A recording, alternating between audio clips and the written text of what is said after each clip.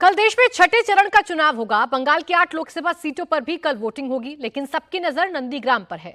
नंदीग्राम में ऐसा क्या हुआ कि जबरदस्त बवाल मच गया? नंदीग्राम में संग्राम की पूरी स्टोरी इस रिपोर्ट में देखिए।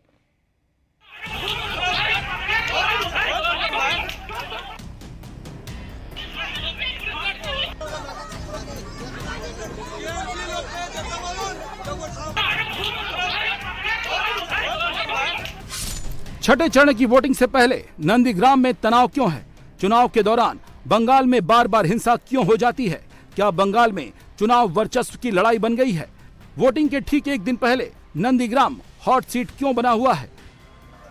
पश्चिम बंगाल में एक बार फिर से बीजेपी और टीएमसी के कार्यकर्ता आमने सामने हैं।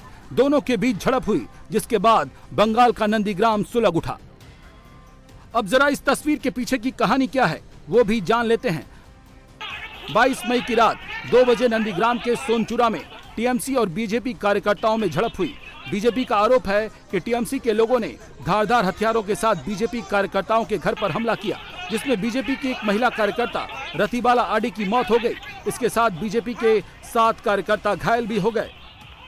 अपनी कार्यकर्ता की मौत के बाद बीजेपी ने प्रदर्शन किया। टीएमसी और बीजेपी की इस झड़प में जगह जगह आगजनी और तोड़फोड़ हुई, जिसके बाद भीड़ को काबू करने के लिए पुलिस को लाठीचार्ज करना पड़ा। बीजेपी इस हिंसा के लिए टीएमसी को जिम्मेदार ठहरा रही है। शुभेंदु अधिकारी का आरोप है कि ममता के भतीजे अभिषेक बनर्जी के इशारे पर ये सब कुछ हुआ।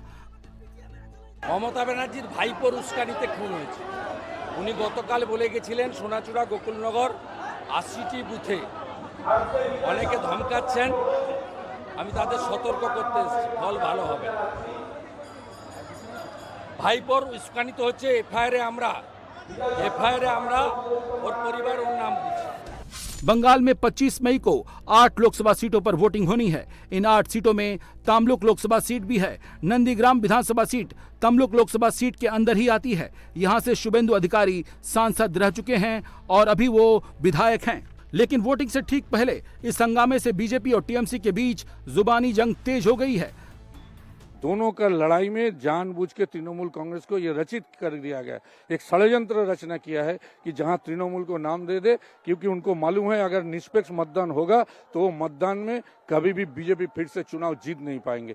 तो अभी ये सब रचना करके ये लोग चाह रहे हैं जानबूझ के तृणमूल कांग्रेस यहाँ एजेंट नहीं दे, लड़ाई नहीं करे और पूरा मैदान छोड़ के चला जाए और ये चुनाव में उनका नतीजा बहुत अच्छा से उन्होंने जीता है, इसलिए ये सब किया। एक पारिवारिक विवाद को लेकर 2 बीजेपी का लड़ाई को आप देखिए ना, पूरा एरिया को क्या किया। ये किस तरह का राजनीति हम लोग कर रहे हैं और किस तरह का राजनीति हमारा सरकार कर रहे है, ममता बनर्जी कर रहे, टीएमसी कर रहे, कि कोई भी अगर भाजपा करता है तो उसको खून कर दो, उसका माँ का धर्षण करो, उसका पिताजी को खून कर दो, उसको भाई को पेड़ से लटका कर बोलो सुसाइड किया है, खुदकुशी किया है।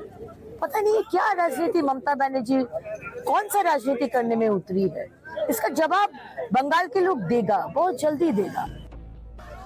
इसी हिंसा के बीच जब टीएमसी नेता राजीव बनर्जी नंदीग्राम पहुंचे तो वहां उन्हें विरोध का भी सामना करना पड़ा। गुस्साए लोगों ने उनके खिलाफ नारेबाजी की। यहाँ पर तृणमूल का दुष्कृति आदमी आया रात 2 बजकर, यहाँ पर एक महिला को घर से उठा के लेके आया, लेके आकर इधर ही मर्डर किया, उसका गर्दन पे छरा का आघात किया। उसके साथ जो लोग प्रतिवाद करने के लिए आया था उन लोगों को भी बहुत तकलीफ और बहुत उनको ही मारा और उनको ही भी हॉस्पिटल में बहुत भर्ती हो गया। 7 आदमी घायल हो गया। इधर जो आदमी पड़ा था लड़की, एक महिला इधर पड़ा था, उसका घर है वहाँ 2-1.5 किलोमीटर में दूर है उसका घर है। उसको उठा के लेकर आकर इस बाजार में जो दुकान पर था सब कुछ लुटा के लेके गया। इसका सब जो आग लगा के गया वो सब टीएमसी का दुष्कृति है। बंगाल में 25 मई को जिन 8 सीटों पर वोटिंग होनी है उसमें तमलुक के साथ कांथी, घाटल, झारग्राम, मेदिनीपुर, पुरुलिया, बांकुड़ा और विष्णुपुर की सीटें हैं। बंगाल में टीएमसी इंडी गठबंधन का हिस्सा नहीं है। ममता वहां अकेले ताल ठोक रही हैं। ऐसे में कांग्रेस नेता अधीर रंजन चौधरी इस पूरी घटना को लेकर ममता सरकार को घेरते हुए दिखे।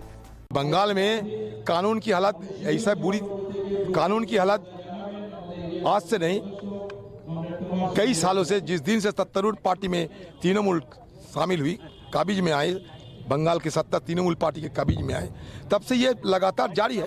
इसलिए चुनाव घोषणा की काफ़ी दिन पहले मैं चुनाव आयोग के पास दिल्ली में गए, उनको सारे मेरा डेमोन्स्ट्रेशन दिए और बंगाल के हालात बताए। और इसलिए मैं कहता हूँ ये चुनाव आयोग की निरीक्षण में जब चुनाव हो रहे हैं तो जिम्मेवारी चुनाव आयोग की होते हैं कि सख्त से सख्त कदम उठाए, क्योंकि आम लोग अगर डर की मारे चुनाव में अगर योगदान ना करें तो ये हमारे लिए बड़ा दुख की बात होगी। नंदीग्राम या ईस्ट मिदनापुर पे नहीं, पूरा देश में बीजेपी का in fighting, they are fighting between old and new BJP, सबको पता है।